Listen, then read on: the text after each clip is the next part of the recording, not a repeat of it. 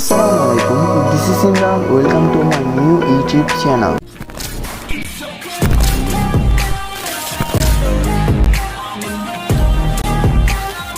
Kurigram district বাংলাদেশের সবচেয়ে দরিদ্র জেলাগুলোর মধ্যে কুড়িগ্রাম জেলা ১ নম্বরে। কুড়িগ্রাম জেলা বাংলাদেশের উত্তর পশ্চিমাঞ্চলের রংপুর বিভাগের একটি প্রশাসনিক এলাকা। বাংলাদেশের অধিকাংশ নদী এই জেলার মধ্য দিয়ে। জেলার তথ্য অনুযায়ী এই জেলার উপর দিয়ে প্রবাহিত নদীর সংখ্যা ১৬টি।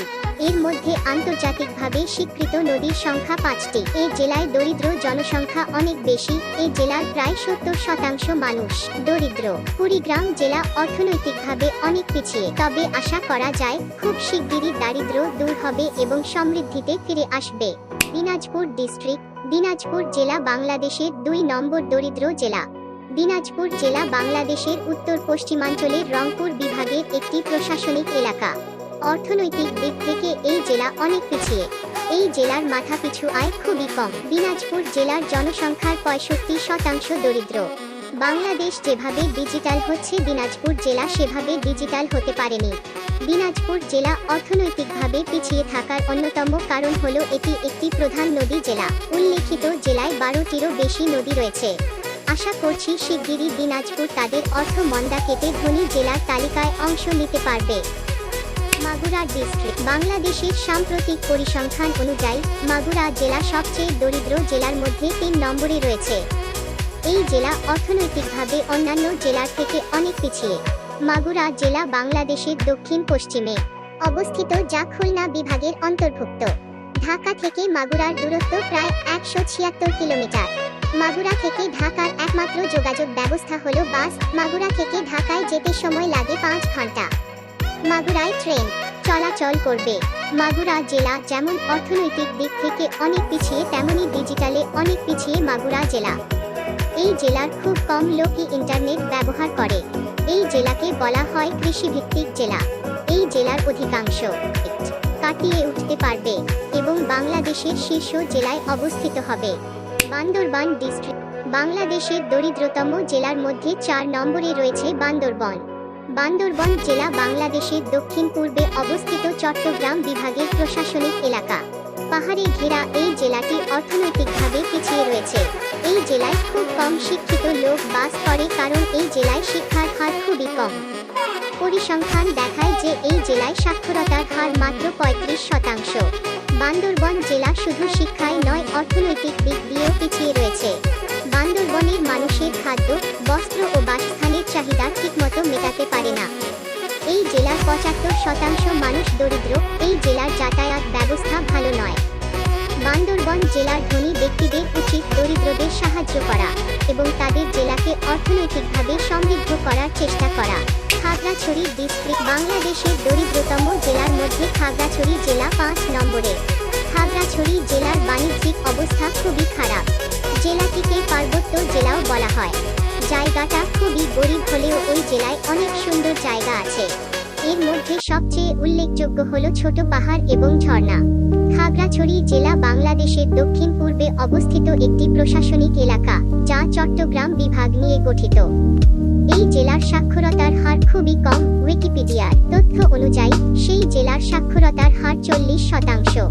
বাংলাদেশের অন্য সব জেলা ডিজিটালের দিকে এগোলেও খাগড়াছড়ি জেলা অনেক পিছিয়ে।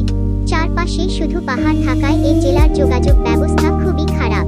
এই জেলায় আপনি সব সেবা পাবেন না। এই জেলা বসবাসের উপযোগী নয়। শরীয়তপুর ডিস্ট্রিক্ট বাংলাদেশের সবচেয়ে দরিদ্র জেলার মধ্যে শরীয়তপুর জেলার অবস্থান ৬ নম্বরে।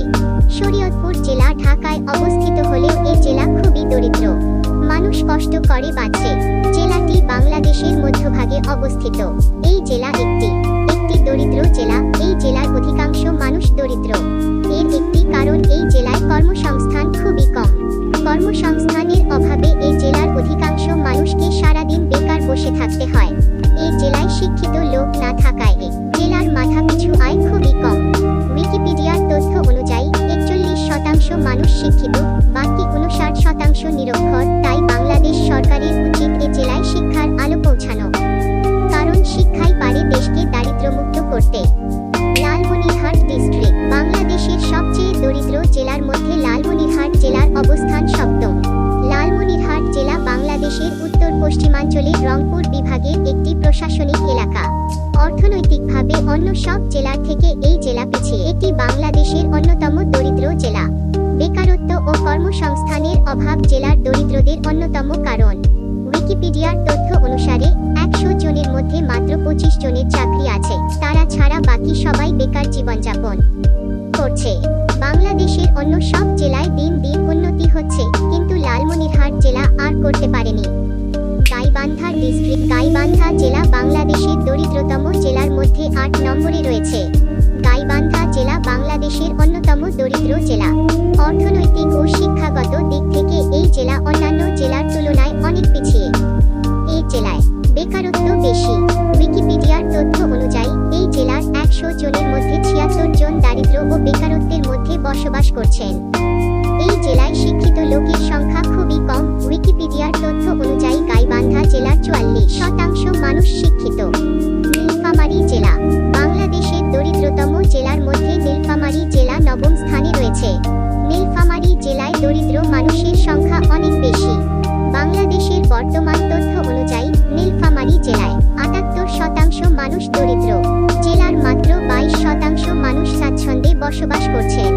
জেলাটি ডিজিটালের দিক থেকে অনেক পিছিয়ে। প্রতি 100 জনের মধ্যে মাত্র 30 জন ইন্টারনেটের সাথে যুক্ত। ঠাকুরগাঁও জেলা। বাংলাদেশের সবচেয়ে দরিদ্র জেলার মধ্যে ঠাকুরগাঁও জেলা 10ম স্থানে রয়েছে। এই জেলার অধিকাংশ মানুষই দরিদ্র। এই জেলায় বিত্তবানের সংখ্যা খুবই কম। বর্তমান পরিসংখ্যান অনুযায়ী ওই জেলার 76% মানুষ দরিদ্র। বিশেষজ্ঞরা বলছেন, ঠাকুরগাঁও জেলার অর্থনৈতিক অধঃপতনের অন্যতম প্রধান কারণ প্রাকৃতিক দুর্যোগ, শিক্ষার অভাব ও স্বাস্থ্য সমস্যা। কর্মসংস্থান ও স্থানীয় চাহিদা।